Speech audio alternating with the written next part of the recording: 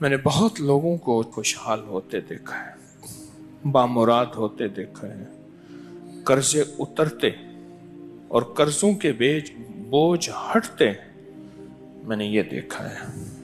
اور بہت تجربہ، بارہا تجربہ اور زندگی کا ایک حصہ میرا گزرا ہے ان روحانی مشاہدات اور تجربات میں۔ آج بھی طالب علم ہوں میں نے اس کے بہت تجربات دیکھے اور بہت مشاہدات دیکھے۔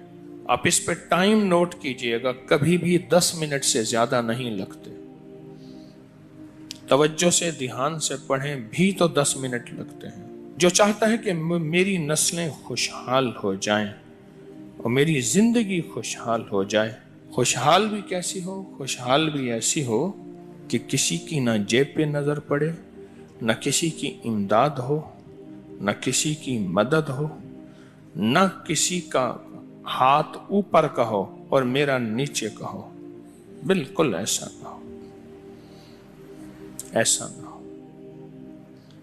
اللہ غیبی نظام چلاتا ہے، اس کے خزانوں میں کوئی کمی نہیں ہے۔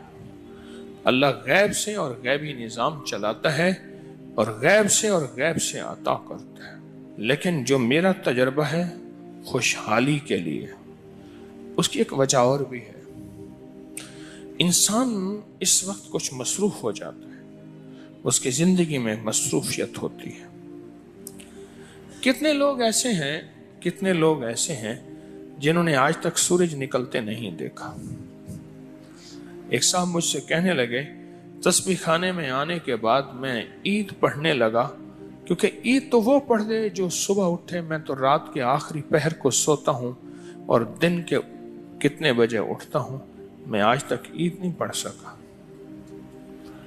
اب تسبیح خانے میں آنے کے بعد عید پڑھتا ہوں۔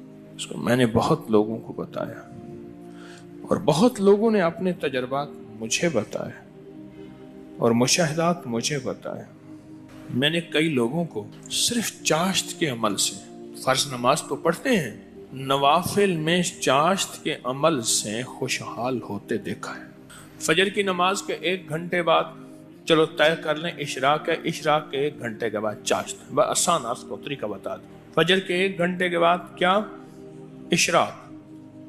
اشراق کے نفل، ٹھیک، اور اشراق سے 1 گھنٹے کے بعد چاشت کے نفل۔ دکان ہے، دفتر ہے، کاروبار ہے، جہاں بھی ہے وہاں ذرا تنہائی میں بیٹھ کے پڑھ لیں۔